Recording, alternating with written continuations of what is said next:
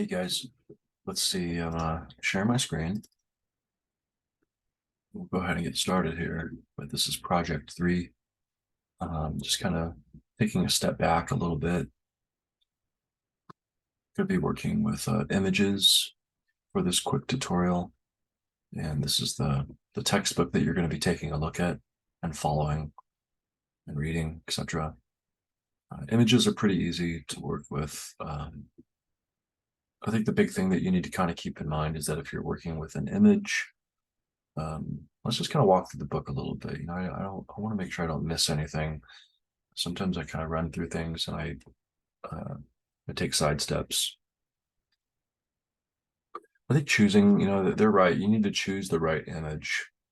Sometimes folks kind of overuse images a little bit, but the truth is, this is a very image-based world that we live in, very visual. And so if you want to keep people on your website, using images is one way to do that. So you got to find the right image, though. You can't just use any image. Storing images on your site. I actually just downloaded a profile image off of my Facebook page to use as an example. And as always, I'm always talking about project folders. So over here if you're looking at this Finder window, you can see I already have a folder called Project 3 because this isn't my first rodeo teaching this class. If I click into there, I can see here's that Project 3 PDF that I'm going to be bringing up here really quickly. I also have some assets. Those are basically all of the book images that I use on the PDF. But at some point, I'm going to resave Project 2 and I'm going to put it into this folder. And then I'm going to start connecting images. And remember when I told you earlier to have all of your images in one spot. And actually this image, the title for this JPEG is ridiculous. So I'm just going to call it profile. Okay. And by the way, if you want to know information about an image, you can come over here on a Mac. It might be a little different on a PC, but you can get info right here. So it's going to tell you how big the image is, when it was downloaded, yada, yada, yada. I think one of the more important pieces of information that you need to be aware of regarding web design is this number right here. It says 1656 by 1656. That's a pretty big file. I'm kind of surprised that that's even on. By the way, this is a funny image of me when I had my big beard, and I was actually, I don't know, I think I was driving to Dene College, and this is over near, there's that long swath of land between Crystal and wheat fields. And for some reason, I decided to get out of the car, and I thought it was really beautiful that day. So that's that's the photo I'm going to be working with. But for your particular purpose, I think if you're building a CV or a resume, obviously, if this were really for me getting a job, I probably wouldn't show an image of me just kind of with sunglasses on having fun. You can have professional portraits or photographs made, but make sure, when you're presenting yourself professionally. And so the truth is, this probably isn't the image that I would choose for a CV or resume, but I'm definitely choosing it to have a little bit of fun for this exercise or assignment. So, and I've renamed it so that, because if you have these complicated file names, it just increases the odds of human error. And so that's why I like to name assets with simple terms, okay? Now, after we did the get info function here, it says it's a pretty big file. Let's see here. Let's use preview and see how yeah, that's a big file on the page. And so that's really overkill for this particular project. What I want to do is before we even get started, first of all, there are Photoshop alternatives online.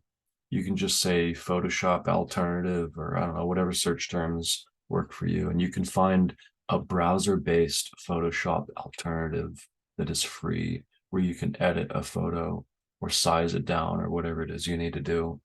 I'll leave it up to you to find those solutions if you want to edit photos and crop them. This one's already a square because it came from Facebook, so it's fine, but it's still just too darn big. I mean, you have small images on a website for a reason. because you want your website to load quickly. And so I need to squinch this down, or I need to create another version. So I'm going to open up Photoshop, and Photoshop has this great thing called Save for Web, which I use all the time. In fact, this is an opportunity to basically say, Photoshop, it gets really frustrating. This is a side comment. I always get really frustrated when I see designers trying to use Photoshop to design.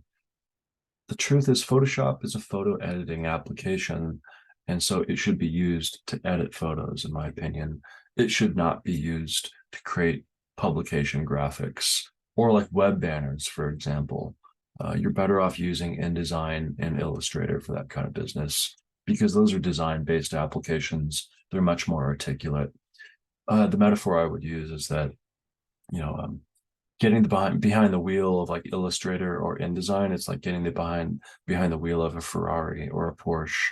In my opinion, Photoshop is more like I don't know, like an 86 Pinto. Okay. It's just it's a tool for doing simple things. So anyway, that's my tirade. Maybe I have a thing against Photoshop. Maybe you kind of hear it there.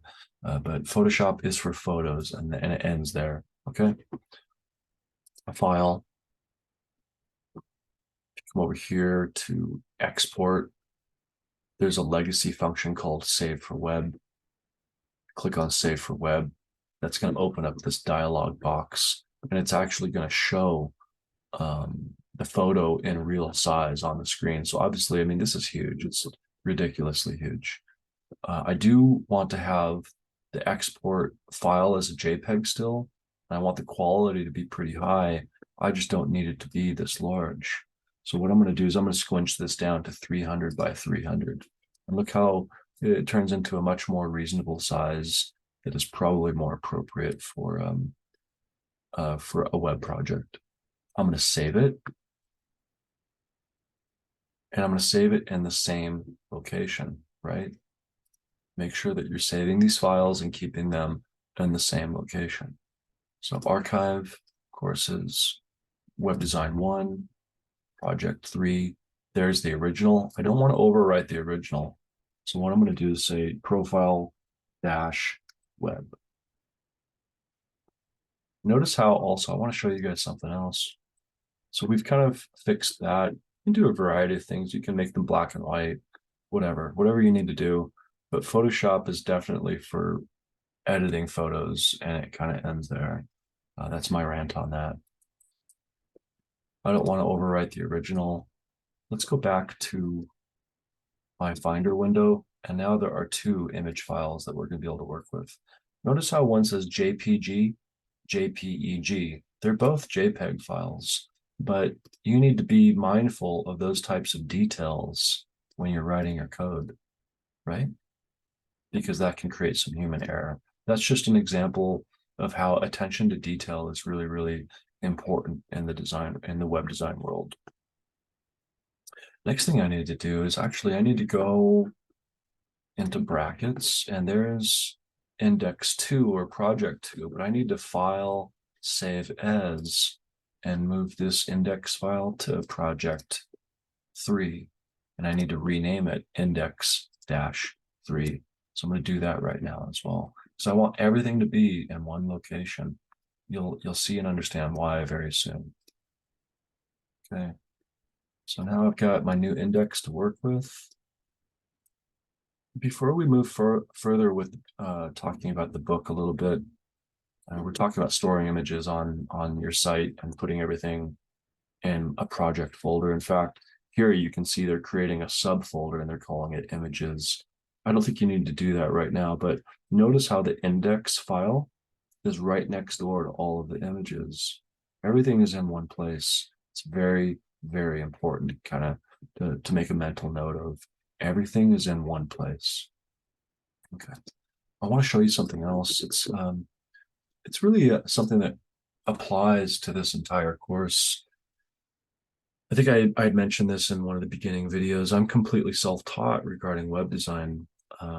There's no other way to say it. I was desperate to find a job, a well-paying job. So I taught myself HTML in 2 or 3 months.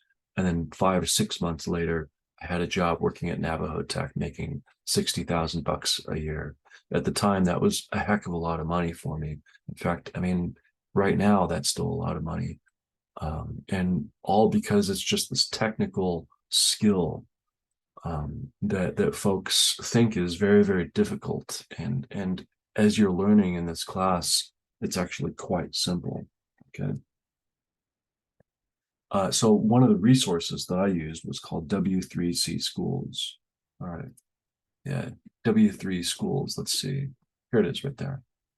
W3 Schools online web tutorials. And so this is a very handy website for you to take a look at. For example, if you're learning HTML as we are in this class, look at this, and you can learn so much. You guys are only at the tip of the iceberg if you want to be a web developer, but look at all this, all these beautiful free. I mean, this is they're giving you the keys to the castle if this is what you really want to do. And I'm opening the door for you a little bit with this class, but there's so much more. Anyway, if you want to learn HTML as we are, look, it's mapping us, it's giving us an itinerary for all of the different things that we're thinking about. Right now, we're thinking about images. You can click on images and look at, they're giving you the code that you can just kind of plug right on in. In fact, let's do that real quick. I'm going to copy and paste this. I'm going to go over to my brackets project, which is index-3, and it's now living in my project 3 folder. A lot of this other stuff might look familiar. I'm going to delete some of this stuff because I don't want to clutter up the page too much. I want to keep things simple. You guys are continually adding to your CV or resume, by the way. Okay. So the way that your HTML document is developing, it's totally unique to you and your experience and how you perceive yourself in the next 5 or 10 years. Please keep that in mind. Anyway, so I just copy and pasted this code right here. Now I'm going to paste it right there. Look at that. Remember we were talking about attributes. And so here's some alt tag information. So for example, if someone is unable to see the screen, sometimes a computer will actually verbally tell them what the image is. And so that's basically ADA compliance for disabled folks. Okay, so that's really important. Here is the name of the JPEG. And by the way, if I tried to render this, let's just go back. I need to go into project 3. There's the index, right click, open with Google. There it is. There's really nothing going on, is there? Because I deleted all of the content. We go back and look here.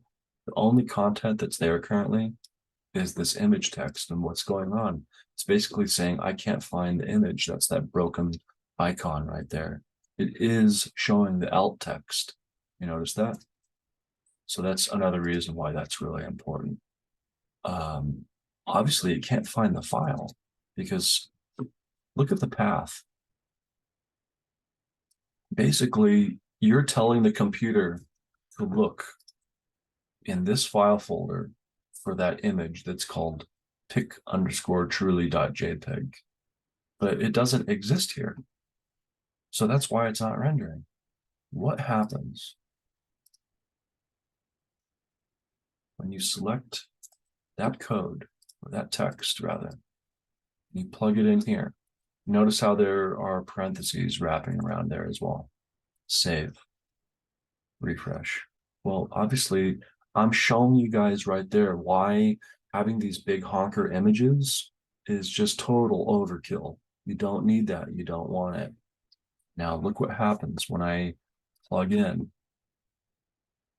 this other image that's identical, but I've renamed.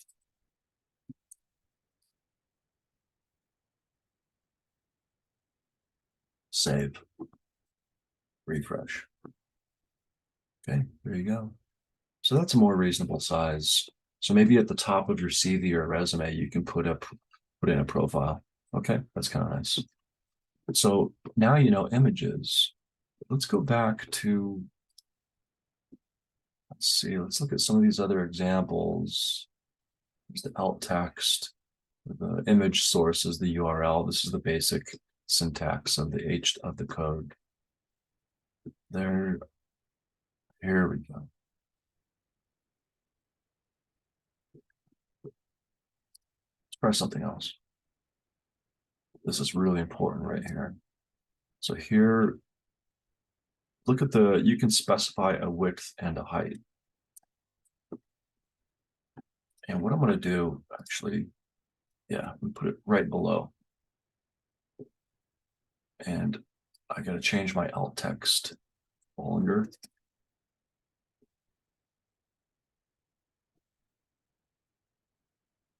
And then I'm going to plug in the big honker image.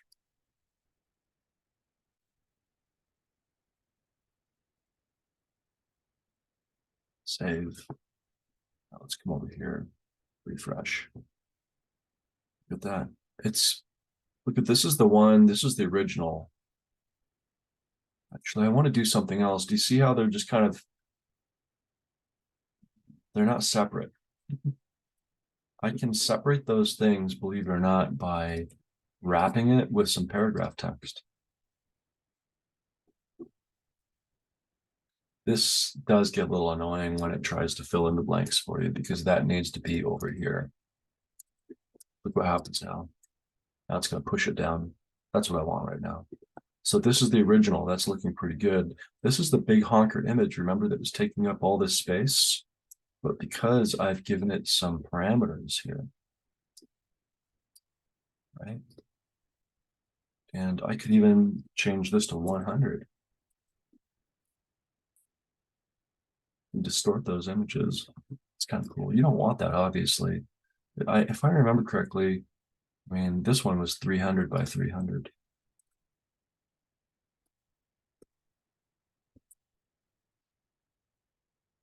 Now, believe it or not, these are two separate images. This is the original one that I squinched down in Photoshop, and this is the big honker image. But because I've told that big honker image to render at 300 by 300, that's why it's rendering the same size. That being said, this one is still, if we look at let's do a test really quickly. Look, the one that I created in Photoshop is only 64 kilobytes. The original is 209 kilobytes. So this one is more than 3 times larger than that one, but they look the same, right? To the visible eye, they look the same. And so you don't need big images if you're rendering things small like this. Keep that in mind, because you're trying to keep the website size small. Why? Well, let's say that you're in, like Pinon, Arizona, which is kind of deep res, right? And sometimes the Wi-Fi or the connectivity acts funny.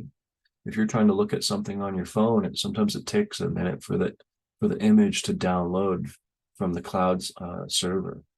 And if the image is smaller, it's going to go faster. If the image is larger, it's going to go slower. And that makes a lot of difference if you're on the res, right? I think that's a really good example that everyone can kind of understand. I think everyone has been in a place on the res where they had trouble downloading something. So that's images. Let me go back to the Ducket text and make sure that we haven't missed anything. Okay, storing images, adding images, we've done that. We talked about the alt tag.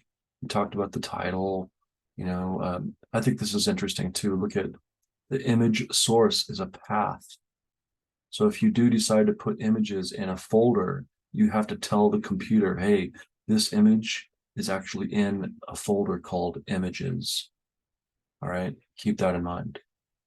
And then the title, you can add additional text, which remember it's really good for SEO optimization so that people can find, the more information you can give the computer, the better. It's not even always information that people are going to see. Maybe if someone needs assistance for ADA compliance or they have a disability, that's handy. But additionally, like you're giving the computer, you're giving the SEO crawlers more information to use so that your web page will be at the top of the list not on page 8 when someone does a Google search. We just talked about height and width, really, really important. We talked about wrapping an image in paragraph text, which is kind of what's happening here. And look at this, they're even adding additional text. Let's try that. I'm going to do a search for some lorem ipsum.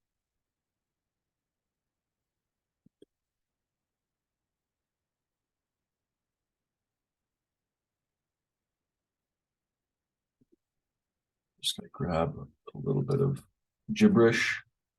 I'm going to come back to my application. Remember, here's the closure for the paragraph tag and what they're doing on that page. Look.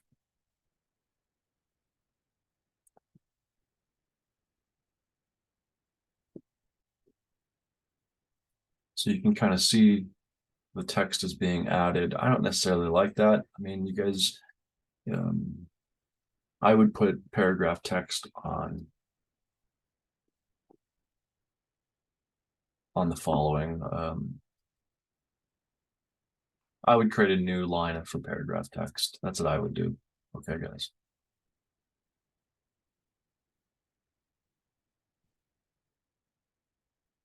That looks better to me. Anyway, so yeah, this is really important, this W3 schools, a lot of things that you can just sort of explore and look at all the other things that we've already talked about. HTML basic, elements, attributes, headings, paragraphs. What else? We've talked about links. There's a section for link. We've talked about lists. There it is. We talked about the HTML ID very, very briefly with the end page links. We talked about the HTML head. It's all there for you guys to kind of explore and kind of figure out further. HTML is very, very hands-on. If you're not exploring HTML and actually doing the work, then you're not going to be learning as effectively. You learn by doing in this class, not by listening to me talk about HTML. You have to put it into practice. So just continuing down this this journey, you can here they're talking about images aligning. And I remember last lecture, I promised you all that I was going to be giving you notes. So actually, if we go to brackets, I have those open right here. And look at that's what's happening right here. This H3 that says alignment of images. Look at align left. There's this attribute that's being added called align. Align left, align right, align top, align middle, align bottom with the height and the width associated. And look at, you can also see, here's that images folder that I've created. Actually, if we go back, I have it here. Here's a notes-html folder that I've created. Here are the notes, and look what's happening. The images, there's the cactus profile and the landscape photo that you can see. There's the landscape photo. And here is the cacti photo that is using those left, right, yada, yada, yada attributes, which are being talked about on this page in the book. Okay. Sometimes that's useful. I like this book because it also talks about old ways of doing things. So old code or new code, okay?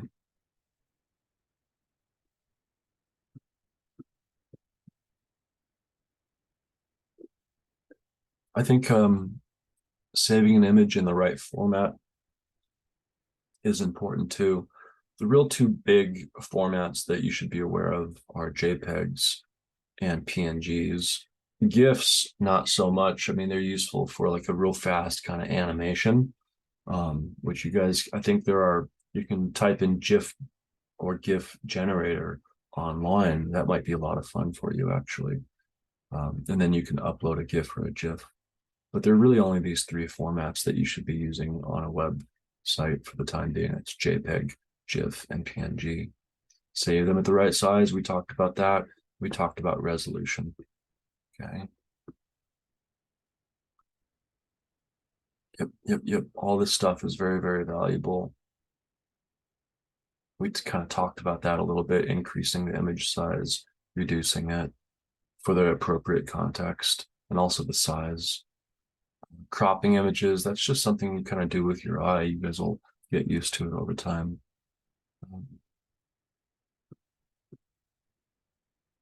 Image resolution is kind of an important thing to talk about. If I want to print something out on an Epson printer at photo quality or professional quality, minimum 300 DPI. That's a number you need to remember, especially if you're in the design field, 300 DPI. But by the way, everything on a screen is 72 DPI or PPI. Those are interchangeable terms as far as I can tell. So 72 pixels per square inch. Remember when I did in Photoshop, there's this function, export, and then just bring this up again, export, save for web. Save for web is basically already knowing that you need 72 DPI. So it's pushing things out at 72 DPI by default. That's why that's a really cool function on Photoshop. All right. Vector images, that's something that you would experience if you've taken a digital media class with me and you've been working with Adobe Illustrator. You know the difference between a vector image and a raster image. A vector image is created by math, essentially, and the quality is not lost when you zoom in. A raster image, kind of surprised they're not talking about raster images. Maybe it comes a little later. A raster image is essentially a Photoshop document made up of small pixels. And if you zoom in really close, then you can see how that occurs. You can export JPEGs out of Illustrator as well, FYI. So if you're familiar with Illustrator and you want to export a logo, for example, you can export it as a PNG, but you can also export it as a JPEG for whatever reason. I'm actually a huge fan of PNGs. I think they're beautiful files. JPEGs to me are more for like photographs. But if you have a graphic, a digital graphic that you've been working on in Illustrator, more often than not, you're going to export it as a PNG, especially if you need transparency in the background, for example, for a logo, right?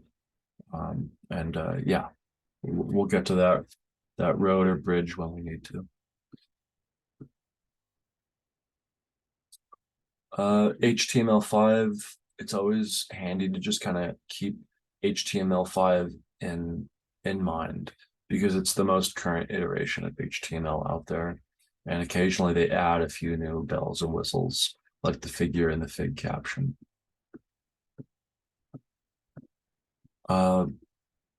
Let's see, the next chapter is on tables. And actually, I think this is a good opportunity to bring something up. Excuse me, take a sip of coffee. As you guys know, in my master file system here, I have a section for teaching, and I also have a section for my own art and design. I also have a section for professional assets, which within that professional assets zone, I have a CV folder, and these are documents that I'm just constantly updating because I'm constantly changing as an artist or designer or doing new things. There's three versions. There's a text file, which is appropriate sometimes when you're applying for things online. They ask for a text version of your CV. There's an HTML version of my CV, and then there's also a PDF version of my CV. And if you've taken an InDesign course with me, that InDesign icon should look familiar. InDesign is basically an Adobe Publications software application. So you will be experiencing that with me when you take a pub design class or a publication design class, okay? And by the way, that's bread and butter for any graphic designer. But what I wanted to show you, long story short, is I wanted to show you the way I'm using a table format for my particular website. You can see some familiar things here. Here's an H3, There's an H1, an H2. So you can kind of, I'm using paragraph tags. You guys, I'm still using the things that you learned in the first 2 or 3 weeks of this class or 2 or 3 days, I'm still using. So that's why this is an important moment to emphasize how simple and beautiful HTML is. Okay. Now, the one thing that I'm doing that you may not be doing, and then you can do if you want, is I'm actually using a table format, but I'm giving it a style. And I'm saying I don't want it to have a border. The reason why I'm doing that is because, let me show you.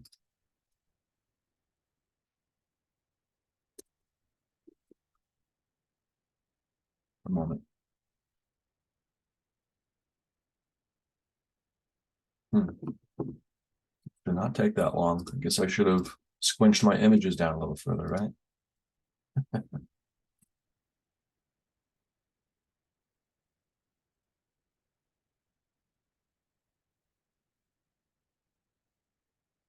That is weird.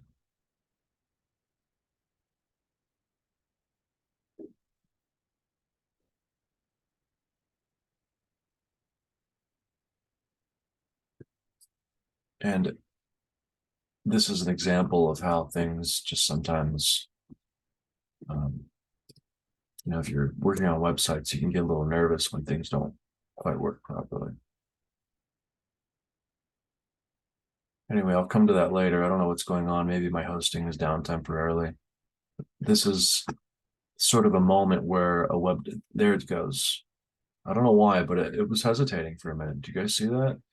Ooh, man, that gave me, yeah, I was nervous there for a bit, for a moment. Anyway, let's go to my CV. Seems to be working fine now. Look, there's a left column and a right column.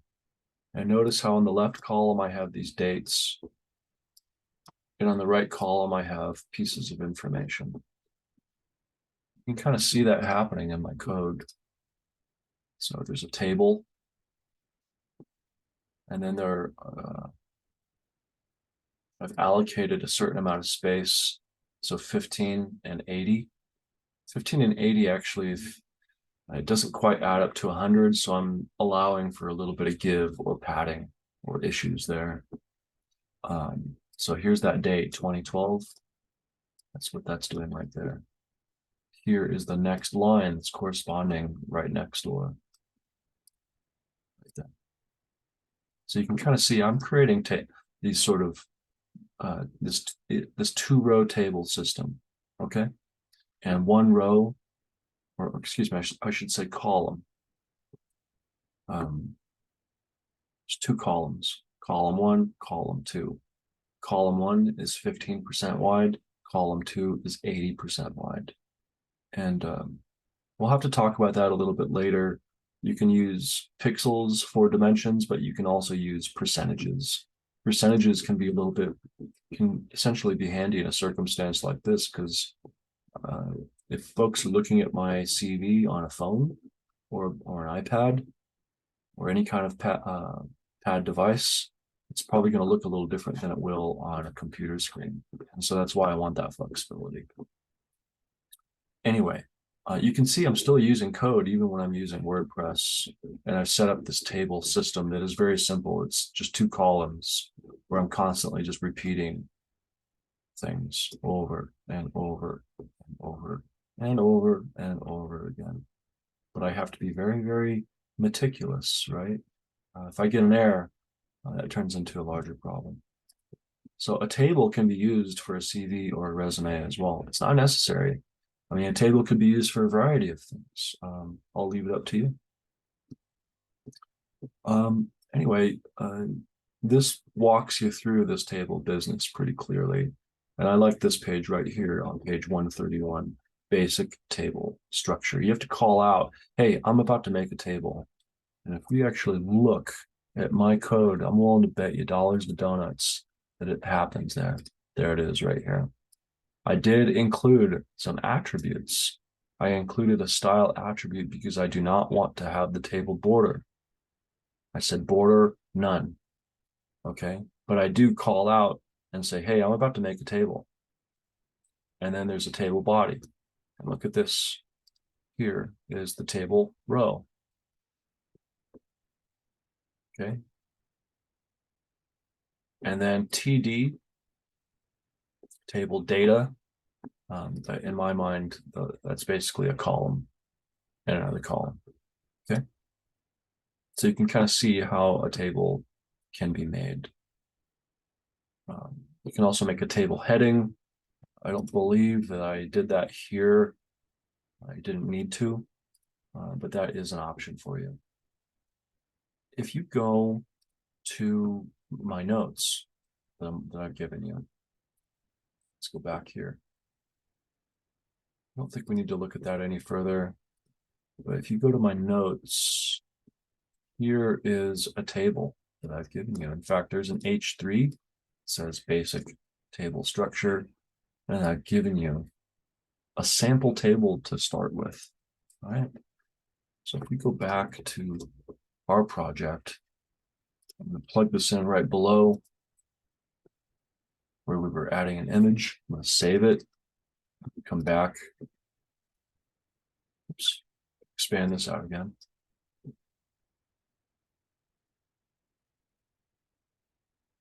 Get rid of that. There it is.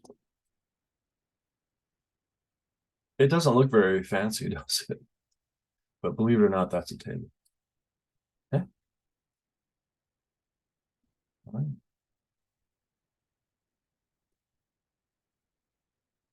Let's go back to the textbook. Spanning rows. I mean, there are all these different ways. You can create long tables. I'll just leave it up to you guys to kind of put this into practice. All right. But the code that I've given you in the notes is a really good place to start.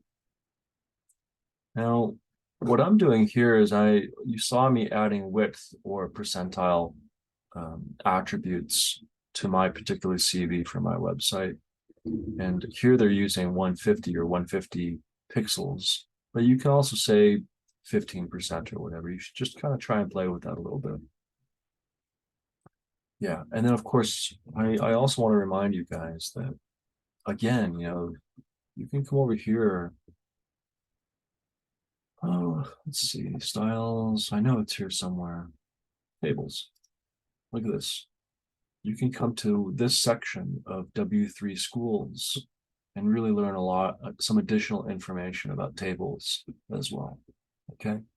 These are fantastic resources, trust me.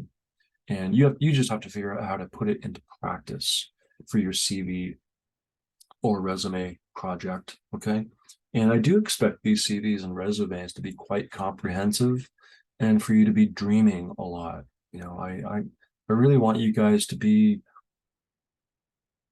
design firm owners and operators, marketing directors, with vision, and possibly even hiring future designers, young folks like yourself in a position where you're at right now, working on a degree. You want to nurture and mentor those folks into designers themselves. I want you guys to dream about where you will be and what kind of influence you can have on yourself and others in 10, 15 years. It's really exciting to think about. I think that's plenty for today. We've talked about images comprehensively. If you need to, you can go back to here again. Here's that images information on W3 Schools. And I believe I've also included the notes for you. So you're set to go. I think you're in good hands with the videos and with these beautiful tutorials on W3 Schools. Okay. Have a good day, bye-bye.